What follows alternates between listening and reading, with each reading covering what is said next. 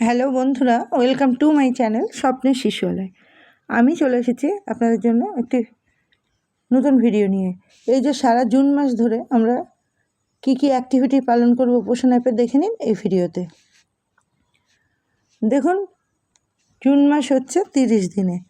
30 দিনের মধ্যে আপনার রবিবার পড়ছে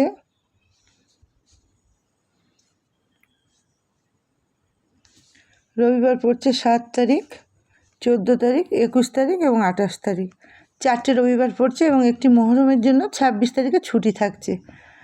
তাহলে এই 5 দিন মোট ছুটি। তাহলে 30 দিনের মধ্যে 5 দিন বাদ গেলে থাকে 25 দিন। তাহলে জুন মাসে কেন্দ্র চলছে 25 দিন। আর VHSND পালন করব কবে আমরা? প্রতি ইংরেজি মাসে প্রথম, দ্বিতীয়, তৃতীয় বুধবার হয় এবং প্রথম বৃহস্পতিবার, দ্বিতীয় বৃহস্পতিবার এবং তৃতীয় বৃহস্পতিবার হয়। আমার প্রথম বৃহস্পতিবার ছিল 4 তারিখ, আমি পালন করেছি। ভিডিওটা দিতে একটু দেরি হলো, অন্নপূর্ণা যোজনার কাজ করতে হচ্ছে বলে। তারপর VHSND 4 তারিখ, আপনাদের যেদিন হবে আপনারা সেদিন করবেন। আর প্রতি ইংরেজি মাসের তৃতীয় সোমবার হয় ECCE ডে।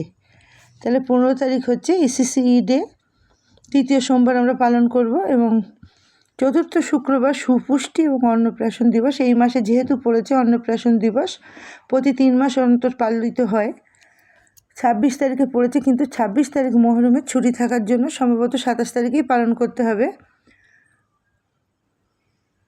সুপুষ্টি এবং অন্নপ্রাশন দিবস।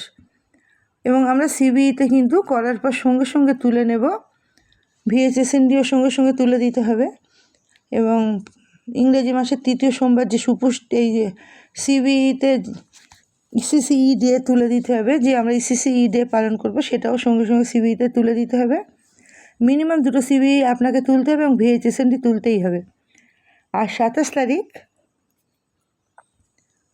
আমরা পালন করব সুপুষ্টি বা অন্নপ্রাশন দিবস। যেহেতু 26 তারিখ মহরমের জন্য ছুটি থাকছে, 27 তারিখে পালন করতে হবে। তাহলে আমরা দেখে নিলাম কি পোষণ অ্যাক্টিভিটিগুলো দেখে নিলাম কি আমরা VHSND পালন করব এবং CBEতে অ্যাপে তুলব। আর 2টো CBE পালন করব, একটা হচ্ছে ECCE ডে, আরেকটি হচ্ছে সুপুষ্টি বা অন্নপ্রাশন দিবস। এ দুটিও আমরা 15 তারিখে ECCE ডে পালন করব এবং 27 তারিখে সুপুষ্টি ও অন্নপ্রাশন দিবস পালন করব। এবং CBEতে অবশ্যই অন্নপ্রাশন দিবস পালন দেখাবো, কেননা প্রতি মাসেই সুপুষ্টি দেখানো হয়। যে মাসে CBEতে যে মাসে অন্নপ্রাশন দিবস থাকে সেই মাসে আমরা অন্নপ্রাশন দিবস দেখাবো। আর তাছাড়া প্রতিদিন সেন্টার ওপেন করবেন, সেন্টার অ্যাক্টিভিটি দেখাবেন এবং হাইজিন দেখাবেন। তাছাড়াও ECC লার্নিং করবেন। মিনিমাম আপনাকে 21 দিন শিশুদের খাদ্য দেখাতেই হবে পোষণ অ্যাপে, নাহলে কিন্তু সমস্যা হবে।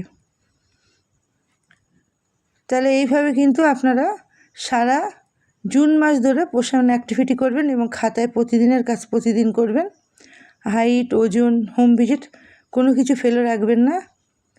ইংরেজি মাসের 15 তারিখের মধ্যে আপনি 60% ওজন তুলবেন এবং 20 তারিখের মধ্যে আপনি 90% ওজন তুলবেন।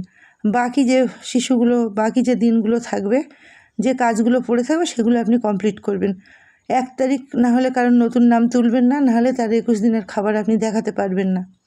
মাঝপথে যদি কোনো গর্ভবতীর নাম তোলেন বা কোনো শিশুর নাম তোলেন নূতন, তার ক্ষেত্রে কিন্তু 21 দিন কমপ্লিট হবে না। সেই জন্য চেষ্টা করুন সবসময় তার নামটা 1 তারিখে তোলার। এইভাবে আপনারা সারা মাস জুড়ে পোষণ অ্যাক্টিভিটি পালন করবেন এবং খাতার কাজও কমপ্লিট করবেন।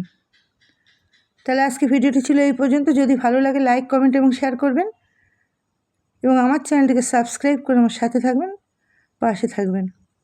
ধন্যবাদ। পরবর্তী ভিডিওতে আবার দেখা হবে। আজ এই পর্যন্ত। ধন্যবাদ।